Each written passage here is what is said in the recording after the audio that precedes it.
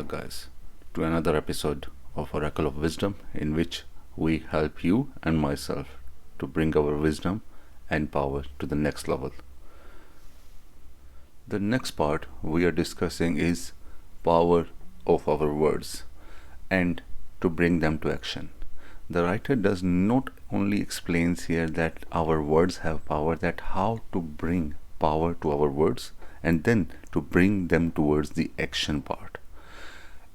In our world, what most of us are capable of thinking the words as mere what we utter and what the effect is on the other party.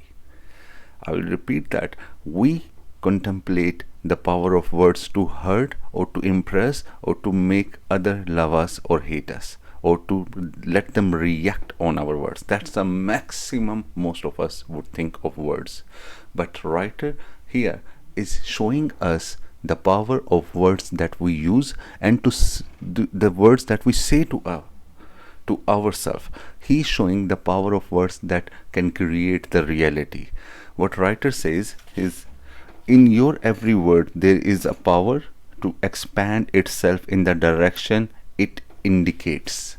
Means what he's explaining, that your words have a direction.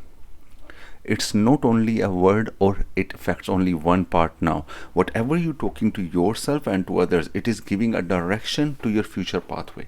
So be very, very careful when you are choosing your words. Whatever you are saying to yourself, for example, he's saying that if you want to achieve joy, everyone, that's a very common thing. Everyone says, I want to be joyous, I want to have joy in my life. If you want to achieve joy, happiness, keep repeating the word joy to yourself. That I want to achieve joy, I want to have happiness, I want to have joy in my life and around me.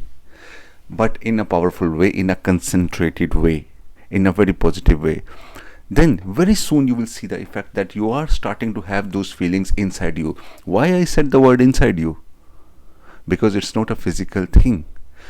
The point is, joy is from inner self, from inner conscious. It is an inner thing, not the outer thing. So the word you keep saying, repeating yourself, your inner conscience harmonizes it. And then automatically it does not have any option. It does not have any option other than making it the reality. You will find it very hard go against the law of nature. And there is nothing you can do to go against the law of nature. The best thing to live our life is accept and harmonize ourselves going in accordance with the law of nature.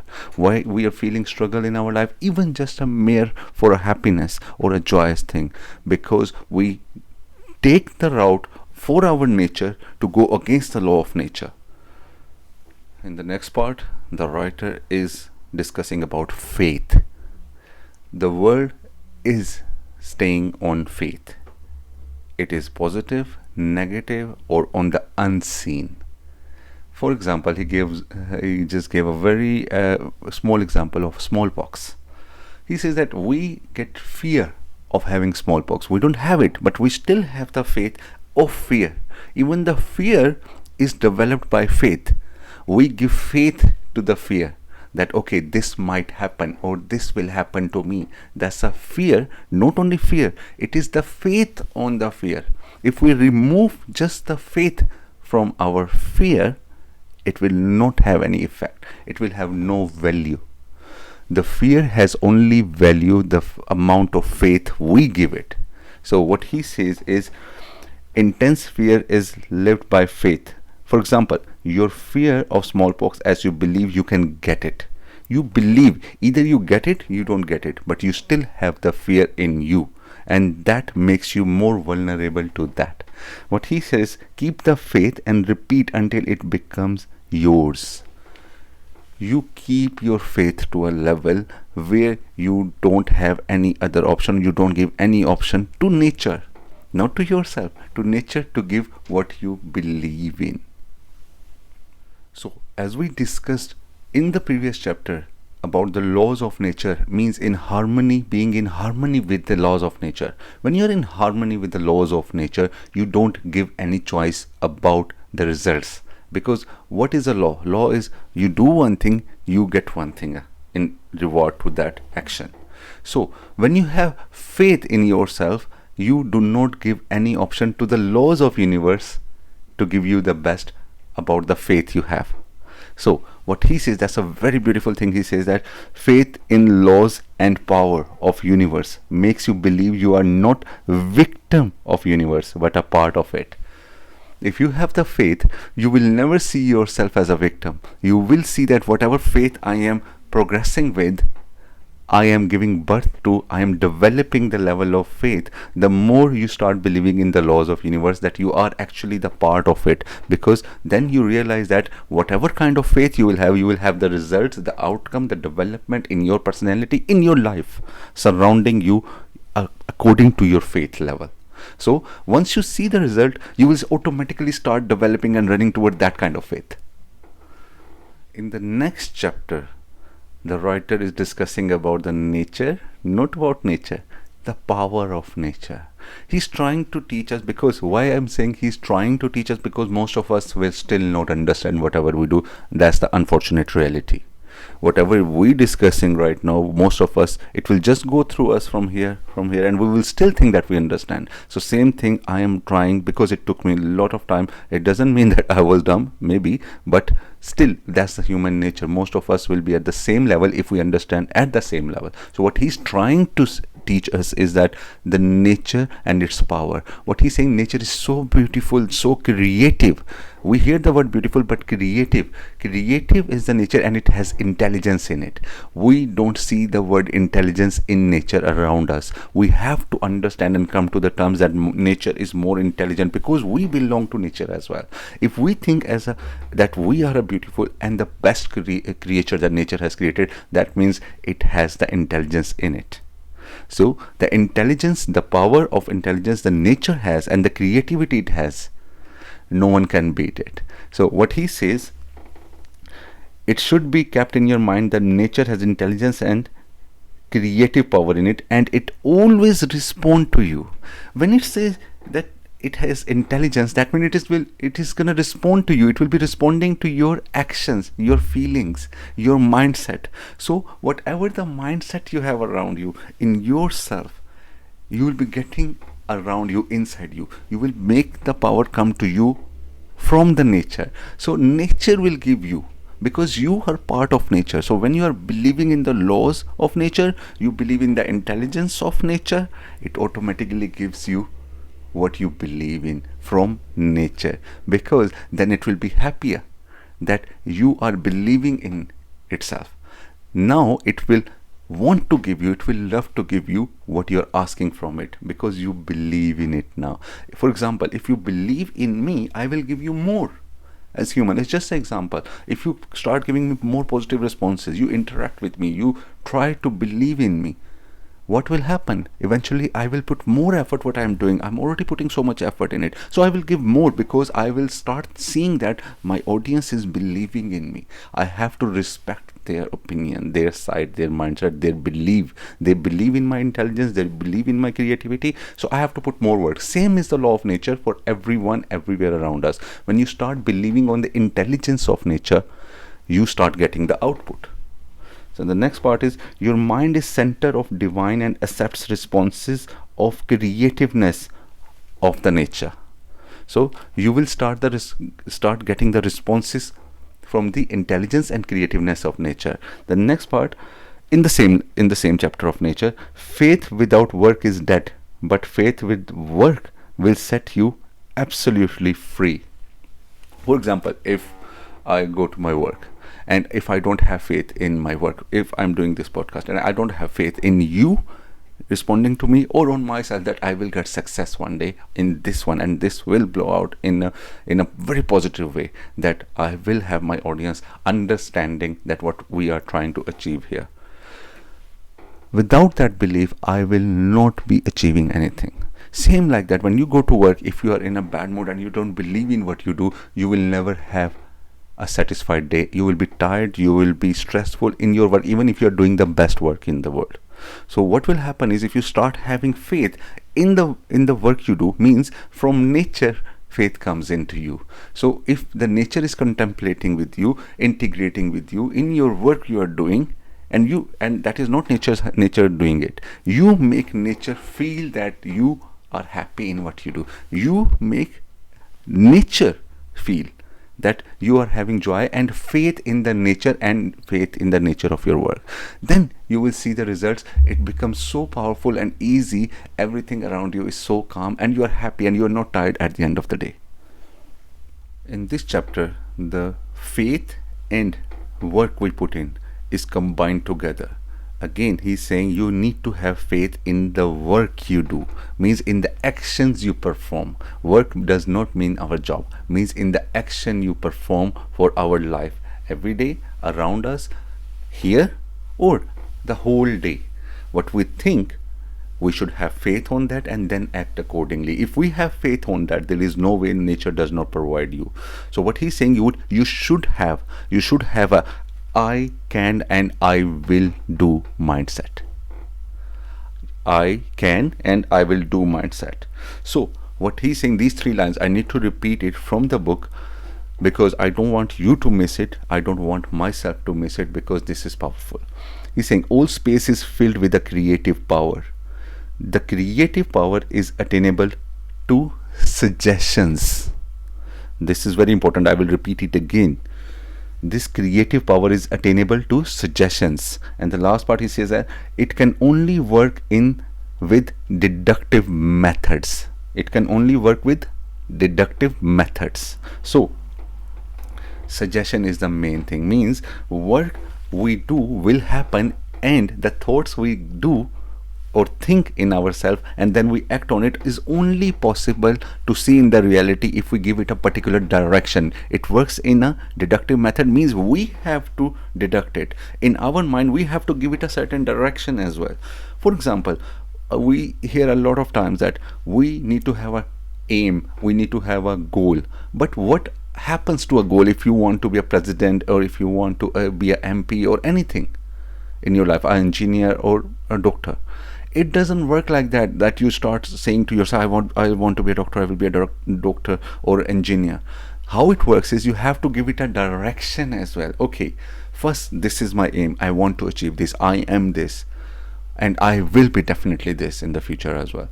But you have to give it a deductive direction as well. You have to give it a direction. Your focus, your energy have to be diverted towards one direction. So your all actions with faith combined, that you are telling yourself that you will be attained with those steps, will be aligned in your daily steps. Right now you're just saying that I want to be this, but then it aligns itself.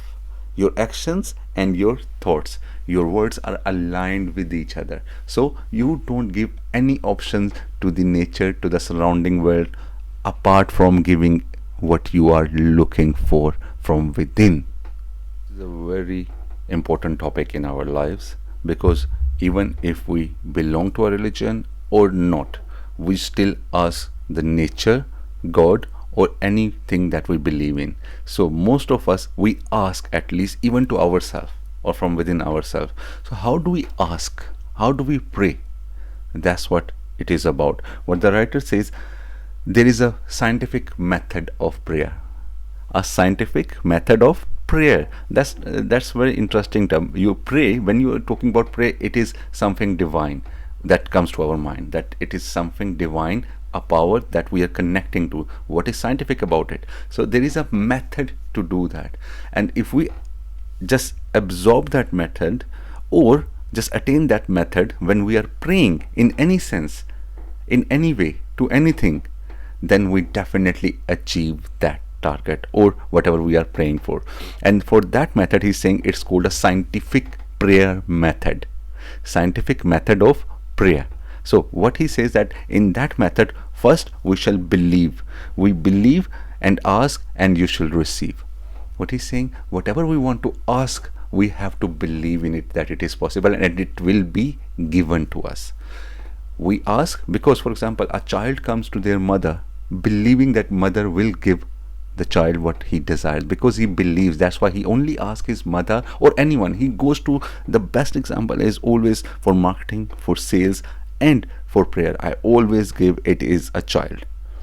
because they don't have anything else apart from firm belief. They have never been taught by nature about no. By default, when a child is being raised, especially in the couple of years, in the first 2 years, he is never known to have a no as an answer from nature or from even from the physical human beings. So he goes for everything. So because he believes that it should be given to him. And most of the time people give what they want. Even if you are having a phone and a baby comes to you, you give it to them. Okay, let him play, don't worry. Most of you, it's okay for a baby to have it. Okay, let him be happy, because he believes. You see his smile, the firm belief on his face, on the baby's face, and you give it to them. Imagine the beauty and intelligence of nature when you ask the divine power. For that, he is given a couple of more methods. He's saying that believe if a thing is true, there is a way in universe to make it happen. You always think creator and creation are one. Means if you asking from the same thing what you are created of, there is no way you don't attain it. You don't get it. So you have to believe the whole universe is one. It came from one center point and you are actual part of it, that we discussed in the previous chapters, that we are part of the same entity. Our inner self is the part of same entity. So if we believe that we are one, so if we are one, there is no trouble getting the some part of our own self from ourself. That means that belief has to be a must, a scientific belief in our mind that we are asking from ourself. Means we are the part of this divine circle. So that belief and faith is very much important when we are asking in the present sense, in the present tense as well. The next part is your mind is a creator of divine operation, hence application and practice. Means, let's break it down. Your mind is the part of divine operation, means whatever practically is happening, our mind is part of it. Means if our mind is part of it, whatever is in our mind, we can make those things applicable in the practical way as well, just by mere asking in the most scientific and practical way. But that practical way has to be very fair with ourselves, very clean and synchronized with ourselves. The last line of this chapter is very, very crucial for prayer because it is more practical. What it says, your mental powers are trainable as your physical ones are. Very basic, very clear for understanding of each of us. Even the simplest person like me can attain this knowledge that if we are able to train our muscle, we go to the gym for 3 months, our muscles are trained. Just like me, very toned up. You can see that. Thank you very much for that. So if I can train my muscle and if I can make a nice body, but if I don't believe that this muscle up here, I cannot train it, that means my belief was halfway. I believed that my body can be trained, but I did not believe that my mind can be trained. What a contradiction I have. If I believe, if I go to gym and practice on my muscles, I can have a very good body, and I will. That's a standard belief. Same way, our mind is trainable. We have to train it intentionally. That is why the exercises we discussed in the previous episodes, it takes time. It doesn't come overnight. You give up. Most of the people just like us, we give up when we go to the gym. We after 1 month we just give up, maximum after 1 month, after 1 week, because we want to see the results overnight. We don't want to get it trained. We don't give it time to be trained. We have to train it to achieve the best results out of it. To get the best results, you have to train your mind in a way that you will achieve and get everything from the mother nature, because creation and the creator is one. That belief has to be trained on, and then we get the results without any hassle.